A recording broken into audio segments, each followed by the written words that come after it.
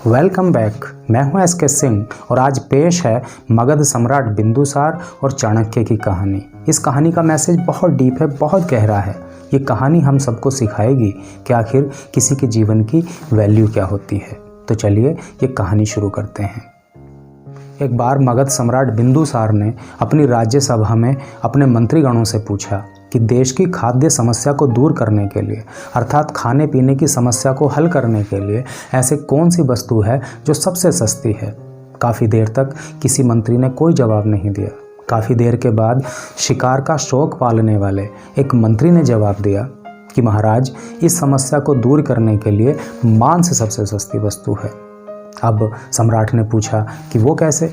मंत्री ने जवाब दिया कि महाराज, अन्न को उगाने में बहुत सारा समय लगता है, बहुत सारी मेहनत लगती है, बहुत सारा धन लगता है और उसके बाद भी सब कुछ प्रकृति पर डिपेंड करता है। क्योंकि अगर अधिक बारिश हो जाए, अगर सूखा पड़ जाए, अगर आंधी तूफान आ जाए तो फसल बर्बाद हो जाती है। जबकि दूसरी ओर पशु पक्षियों का शिकार करने में ना तो उतना समय लगता है, ना तो उतनी मेहनत लगती है और ना ही उतना धन लगता है और आसानी से अच्छी वस्तु खाने को मिल जाती है। इस पर सम्राट बिंदुसार ने चाणक्य से पूछा। चाणक्य जो कि सभी मंत्रियों के प्रधान थे और सम्राट बिंदुसार के प्रधानमंत्री थे, उनसे पूछा कि चाणक्य, तुम बताओ, इस बारे में तुम क्या सोचते हो? क्या वाकई देश की खाद्य समस्या को दूर करने के लिए मांस ही सबसे सस्ती वस्तु है?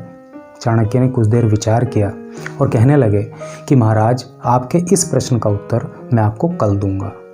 अब शाम हुई और राज्यसभा समाप्त होने पर सब मंत्रीगण अपने अपने घरों को चले गए। रात होने पर चाणक्य ने अपने कुछ बॉडीगार्ड्स को लिया और उसी मंत्री के घर पहुंच गए जिसने मांस को सबसे सस्ती वस्तु बताया था। अब रात के समय प्रधानमंत्री को अपने घर देखकर वो मंत्री घबरा गया। कहने लगा कि आपने आने का क्यों कष्ट किया? आप मुझे बुलवा लेते, मैं आपसे मिलने चला आता। चाणक्य कहने लगे कि देखो, अचानक महाराज की तबीयत बहुत ज़्यादा खराब हो गई है और राजवैद्य ने कहा है कि अगर किसी मंत्री के हृदय का 2 तोला मांस मिल जाए तो महाराज की जान बच सकती है। इसलिए मैं तुम्हारे दिल का 2 तोला मांस तुमसे लेने आया हूँ, लेकिन फ्री में नहीं लूँगा। उसके बदले में मैं तुम्हें 1000 सोने के सिक्के दूंगा।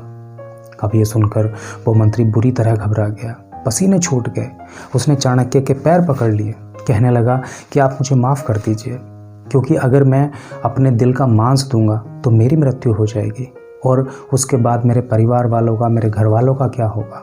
इसलिए ऐसा कीजिए कि आप जो मुझे 1000 सोने के सिक्के देने की बात कर रहे थे, आप उनको अपने पास रखिए और बदले में मैं आपको 2000 सोने के सिक्के और देता हूँ और ये सारा धन देकर आप किसी और मंत्री से उसके दिल का मांस ले लीजिए।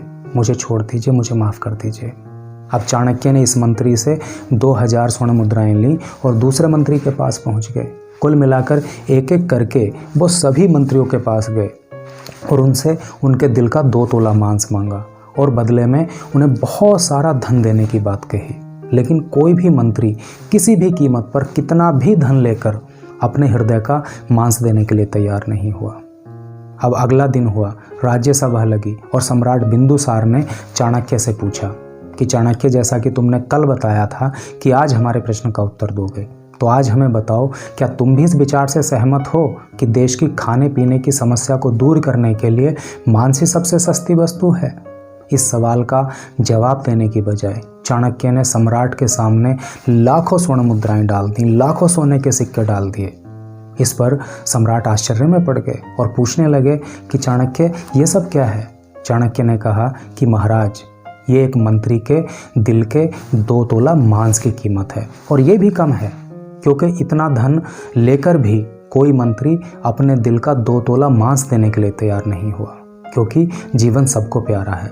अब जरा सोचिए कि किसी के हृदय का 2 तोला मांस लेने के लिए इतना सारा धन भी कम पड़ गया, जबकि इतने सारे धन से हम बहुत सारा अन्न उगा सकते हैं, हम बहुत सारा अन्न खरीद सकते हैं। तो फिर बताइए कि मांस अन्न से सस्ता कैसे हो सकता है? कुल मिलाकर कभी भी मांस अन्न से सस्ता नहीं हो सकता। चाणक्य की इस बात का सभी मंत्रियों ने समर्थन किया और सम्राट बिंदुसार ने चाणक्य की खूब तारीफ की। ये छोटी सी कहानी बहुत बड़ी बात सिखाती है दोस्तों।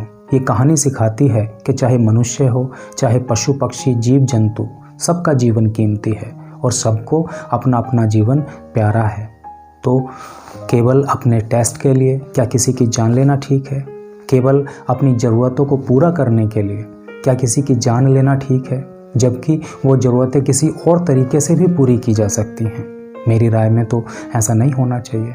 और अगर कोई व्यक्ति मांसाहारी है और अगर वो वेजिटेरियन बनना चाहता है, शाकाहारी बनना चाहता है, तो इट इज़ क्वाइट सिंपल, बड़ा आसान है। केवल उसको मन बनाने की ज़रूरत है। जब कोई व्यक्ति वेजिटेरियन होने के लिए, शाकाहारी होने के लिए मन बना लेता है, तो यकीन मानिए कुछ दिन में, कुछ महीनों में, कुछ वर्षों में एक दिन निश्चित तौर पर वो शाकाहारी बन जाता है। तो इसलिए अपने साथ साथ दूसरों के जीवन की भी कीमत को समझिए। तो यही थी आज की कहानी। अगर आपको पसंद आई हो तो वीडियो को लाइक और शेयर कर दीजिए और इसी तरह की नॉलेजेबल और अच्छी अच्छी कहानियाँ देखने के लिए इस चैनल को सब्सक्राइब कर लीजिए। और इस कहानी के बारे में आपके क्या विचार हैं, आप कमेंट करके बताइए। वीडियो देखने के लिए आपका बहुत बहुत धन्यवाद।